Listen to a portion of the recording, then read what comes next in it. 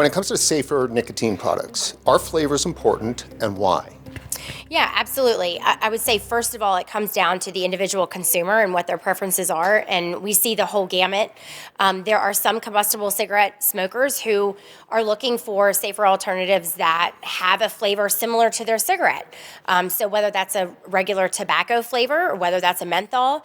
And then we also see, though, a lot of combustible cigarette smokers who actually want nothing to do with what that taste has been for 20 and 30 years. And so they want those flavors. We also find that flavors are really important in the initiation phase, and so consumers want options. Look at the United States and look at the options you have when you go to any kind of store, and that is exactly what smokers are looking for when they go to look for a reduced harm alternative to their combustible cigarette. Tell us about ARAC.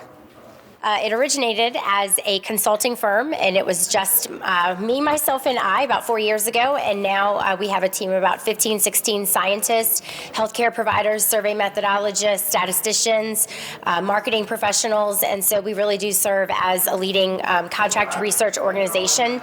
We're really building to be a research institute globally that conducts Module 5 and Module 6 research studies. So our focus is on any kind of research, any kind of study that is needed of human subjects, and understanding the why, understanding the affect, the cognition, the thoughts, the feelings, the social and cultural norms, and how that really impacts an individual to either find a nicotine tobacco product appealing to them to then transition them off of combustible cigarettes. And certainly we're also on the other side of the coin here to make sure that manufacturers in these products are not appealing to youth and those that do not currently use nicotine and tobacco, and there are many ways to do that. And our team of psychologists really hone in on both the risk and the benefit side of the equation when it comes to the U.S. PMTA. So this is all about behavioral science, isn't it? Yes, it is. What is that? Yeah. So I'm a psychologist by training, a quantitative psychologist, and so this is my sweet spot here. So behavior is obviously what you, me, all of us as individuals see.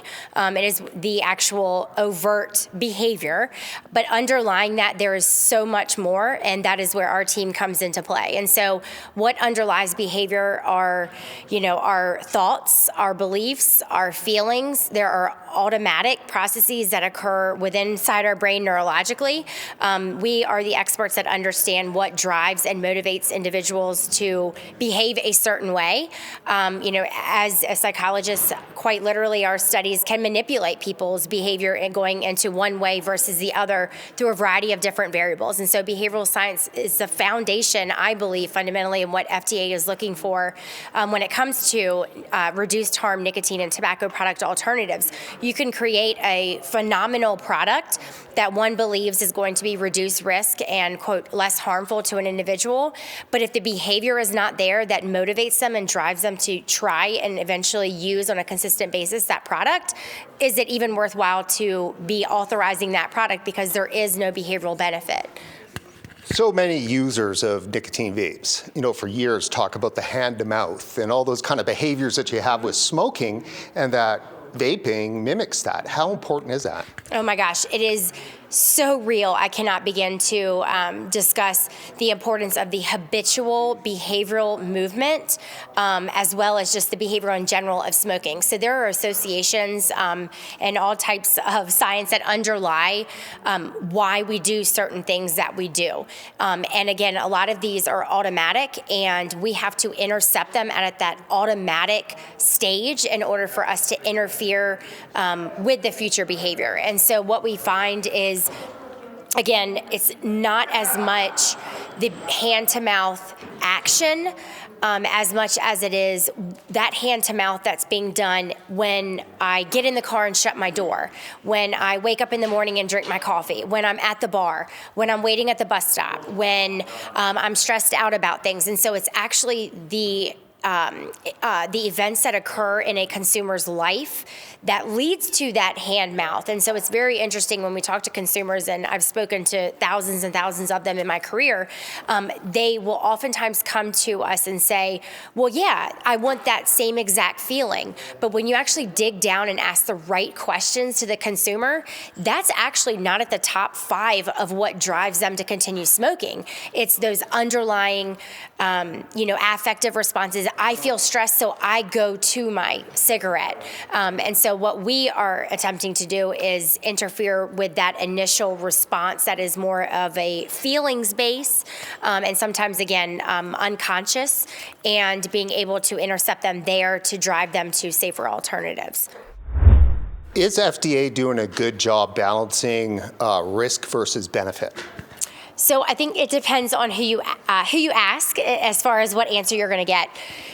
So the way I view it is the Module 6 is what we call it in the PMTA, and that is the behavioral-based studies.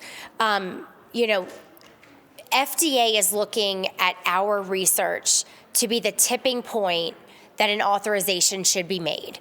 Underlying all of our behavioral science research are so many other different sciences. I like to call them the hard sciences. We don't oftentimes get to see what is in those aspects of an application. So we call them Module 3. So whether it's toxicology, HPHCs, so the harmful and potentially harmful constituents that are released by a product, or the cancer risk, those are all factors that go into FDA's assessment of whether a product is APPH and then authorized or not. And so I would say they're doing a great job in the sense of it is very likely that some of these applications, if not most of them, either did not have our science included in them.